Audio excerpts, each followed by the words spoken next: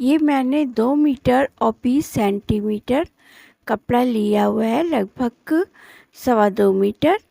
और इसका मैं टुलिप सलवार बनाने जा रही हूँ। तो ये सीधे के साइड था, अब मैंने उल्टा कर लिया है और इसको डबल फोल्ड करके और फिर इसको सेट करके रख लिया है यहाँ पर मैंने। तो इस तरह से ये सेट करने के बाद ये जो कॉर्नर है जहाँ पे मैंने टेप रखा और ये दूसरा कॉर्नर, इस तरह से मैंने टेप इसलिए रखा है कि इन दोनों कॉर्नर के बीच में मैं सेंटर निकाल लूँगी। तो जो भी लेंथ आ रही है उसका हाफ कर देंगे। तो ये यहाँ पे आ रही है, ये सेंटर आ रहा है इसका। तो यहाँ पे मैंने डॉट लगा दिया है और इस डॉट को जो मेरे साइड वाला ये कॉर्नर है यहाँ तक स्ट्रेट मिला देंगे। तो ये स्केल से मैं मिला रही हूँ, ये बिल्कुल स्ट्रेट। और स्ट्रेट ये मिलाने के बाद फिर अच्छे से फर्म कर देंगे लाइन को। और स्ट्रेट जब ये मिल जाएगा तो ये जो साइड वाला 2 पार्ट में डिवाइड हो गया है ये, तो ये जो कॉर्नर है इसके कॉर्नर को यहाँ उठाएंगे और साइड वाला जो हिस्सा है इसका, कॉर्नर के नीचे वाला साइड वाला हिस्सा, इसको इस तरह से इस पे मिला के रख देंगे लाइन पे। तो ये आगे के साइड का ये आधा मतलब पार्ट बन गया है। अब ये दूसरा कॉर्नर जो है इसको भी उठाएंगे और इसके साइड वाला हिस्से को इस पे ओवरलैप करते हुए इस तरह के रखेंगे कि नीचे वाला जो हिस्सा है वो 2 इंच बाहर निकला रहे, क्योंकि वहाँ क्रॉच कर्व के लिए 2 इंच लेंगे जब अभी आसन लगाएंगे तब। तो इस तरह से मैंने इसको दोनों सेट करके रख दिया है। और देखिए नीचे यहाँ पर कॉर्नर पे अब मैं लेंथ लूँगी तो कॉर्नर से नहीं लूँगी, 1 इंच यहाँ पे मैंने लगा दिया है डॉट और इसी 1 इंच से मैं लेंथ लूँगी, जो भी मेरी तैयार लेंथ है। तो तैयार लेंथ 38 है।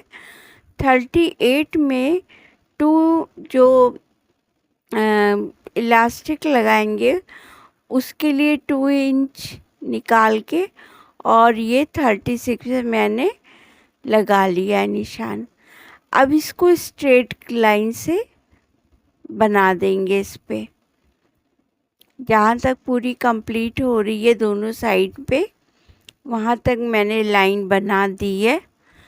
और इतना कपड़ा कट करके निकाल देंगे और इसी कपड़े पे आगे फिर इलास्टिक फोल्डिंग के लिए, मतलब इलास्टिक बेल्ट के लिए कपड़ा निकालेंगे। तो ये देखिए चौक से मैं ये निशान बना दे रही हूँ 2 इंच वाला, ऊपर से थोड़े मतलब 5-6 इंच नीचे तक बना लूँगी जिससे कि अंदाज रहे। अब मैं आसन लगाती हूँ। तो हिप राउंड 44 है, 44 का 4 पार्ट करेंगे तो 11 आएगा। 11 में 2 इंच लूजिंग मैं ले रही हूँ यानी 13। तो आसन 13 का लगाऊंगी। तो लेंथ किस तरह लेनी है देखिए, ऊपर तो 2 इंच आ जाएगा इलास्टिक बेल्ट के लिए, तो वो मतलब हटाते हुए और नीचे 13 में नाप लूँगी। अब जहाँ 13 पे डॉट लगाई है उसको आगे ये 2 इंच बढ़ा लूँगी। तो ये क्रॉच कर्व बनाने के लिए 2 इंच एक्स्ट्रा लिया है मैंने और इस पे ये कर्व मैं ड्रॉ कर दूँगी। अब मैं इस पे कटिंग दे रही हूँ। तो इस तरह से आसन और इसका क्रॉच कर्व बन के तैयार हो गया है। और इसके बाद इसको ओपन कर रही हूँ मैं, ये पार्ट जहाँ पे आसन लगाया है मैंने। और इसको ओपन करने के बाद ये देखिए, ये आसन के दोनों पार्ट जो है इसको आपस में सिल लूँगी। तो यू शेप में है ये, उसी यू शेप में ही दोनों पार्ट्स में आपस में सिल ले रही हूँ। तो यहाँ डबल सिलाई दे देंगे। तो डबल सिलाई अब दे दिया है मैंने। अब फिर से मैंने इसको सेट कर लिया है आसन को, दोनों पार्ट्स को में करके सीधा कर लिया है। सीधे में मैंने ये सलवार रख ली है, ये देखिए। और जो लाइन मैंने ड्रॉ करी थी उसी पे इसको सेट किया है। इधर वाला पार्ट जो अंदर की तरफ है और इस पे ये पार्ट जो बाहर की तरफ है ओवरलैप कर लिया है। और नीचे से ये कॉर्नर जो निकला हुआ है इसको ध्यान में रख के करेंगे। और ये जो 1 इंच पे मैंने मार्क किया था इसको गोलाई से मैंने कट कर दिया है, दोनों मतलब दोनों पैर का। तो इस तरह से ये इधर का भी मैं कट कर दूंगी गोलाई से, क्योंकि 1 इंच वो एक्स्ट्रा ही था, वहाँ से लंबाई मैंने ली नहीं थी। और वो 1 इंच इसलिए भी निकाला था कि इसको मैं गोलाई से शेप दे सकूं। तो इस तरह से ये शेप निकल के आ गया है। अब क्या करना है कि इस पे जो इधर वाला तो फर्म है उस पे मोड़ना नहीं है, और ये वाला खुला हुआ है बिल्कुल।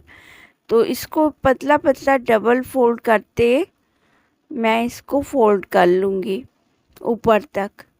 ये देखिए इस तरह से ऊपर तक, और जहाँ तक नीचे तक गोलाई है। तो ये देखिए यहाँ मैं फोल्ड कर ले रही हूँ। ये डबल फोल्ड मैं कर रही हूँ।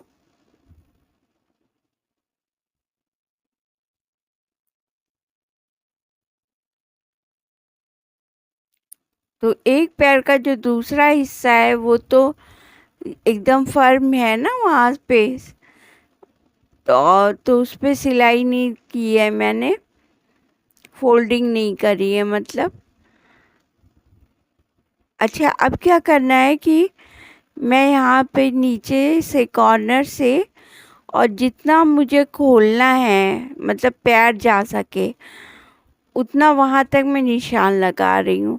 तो मैं 5 इंच पे लगा रही हूँ जिससे पैर भी आसानी से चला जाए और ज़्यादा खुला खुला भी ना लगे। तो 5 इंच पे मैंने निशान इसको लगा लिया है। और निशान लगाने के बाद फिर मैंने ये पतली वाली लेस ली है और 5 इंच से थोड़ा ऊपर और उठाते हुए और पीछे तक इसको गोलाई से लेते हुए और फिर दूसरे इसके फ्लैप पे मतलब ये एक फ्लैप पे मैंने इसको लपेट दिया है ना जहाँ 5 इंच लगाया था। अब दूसरा फ्लैप है ये, और ऊपर तक लगभग 1.25 इंच छोड़कर इसको भी सिल लेंगे। एक सिलाई देंगे, पतली लेस है, बीच में एक सिलाई दे देंगे तो ये फिक्स हो जाएगी इस पे। तो उसी फ्लैप पे मैं इसको लगा रही हूँ, ऊपर वाले फ्लैप पे जहाँ भी मैंने पतला पतला फोल्ड किया था। तो नीचे तक आते गोलाई वाला हिस्सा पूरा कवर करते हुए और दूसरे फ्लैप पे जहाँ पर मैंने 5 इंच का निशान लगाया था उससे लगभग 1 इंच ऊपर तक ये लेस कंप्लीट कर दूंगी लगा के। यहाँ तक 5 जहाँ लगा है उसके ऊपर तक 1 इंच ऊपर तक, जिससे कि ये अच्छे से कवर हो जाए लेस। ये देखिए कवर हो गया अच्छे से। अब दोनों फ्लैप को आपस में ज्वाइन करेंगे। तो जो जिस पे लेस लगाई है उसके नीचे वाला जो फ्लैप है तो उसके बिल्कुल स्ट्रेट है वो, तो उसी पे उसके कॉर्नर पे रख के ये देखिए इसके कॉर्नर पे रख के और इसको ऊपर से ज्वाइन कर देंगे। तो यहाँ मैं मशीन पर आ गई हूँ और जो लेस है उसके ऊपर से ही सिलाई देनी है, जहाँ पे लेस ज्वाइन करते समय पहले दी थी। और बिल्कुल ये कॉर्नर पे मतलब किनारे किनारे लेके ही जोड़ना है, इसलिए बहुत ही इसको फिनिशिंग के साथ ये जुड़ जाएगा।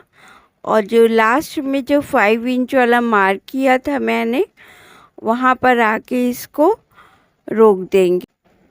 और इस तरह से ये दूसरा पैर भी मैंने कंप्लीट कर लिया है और दोनों पैर बन के कंप्लीट हो गए हैं, मतलब दोनों के फ्लैप जुड़ गए हैं आपस में। अभी मैंने बेल्ट निकाल ली है, जो ऊपर का कपड़ा कट किया था तो अच्छा खासा कपड़ा बचा था, तो बेल्ट मैंने निकाल ली है। ये 25 इंच लंबी और 5 इंच चौड़ी, 25 है ये और 5 इंच चौड़ी। तो 5 इंच चौड़ी इसलिए ली है क्योंकि इसको डबल करेंगे इस तरह से, तो डबल करने पे 2.5 इंच हो जाएगी। और आधा इंच एक्स्ट्रा इसलिए लिया है क्योंकि सिलाई में भी दबेगा। तो इस तरह से ये मैंने गैदर्स भी इसमें डाल के सेट किया है। साइड साइड में कट्स लगा दिए, बीच में इसको दोनों जो मतलब आसन थे ज्वाइन कर दिए, जिससे कि बराबर से गैदर्स पड़ सकें। तो ज्वाइन करने के लिए सिर्फ पिन से उसको ज्वाइन किया है और उसके बाद जब गैदर्स पड़ गए थे तो पिन को हटा दिया था। तो ये देखिए दोनों फ्लैप जो है ना, गैदर्स बिल्कुल सामने सामने दिए हैं। और जब गैदर्स कंप्लीट हो गया तो मैंने नापा, तो नाप के फिर 28 आया, तो फिर एक आध गैदर्स को फिर और टाइट कर दिया मैंने, तो ये 25 में सेट हो गया।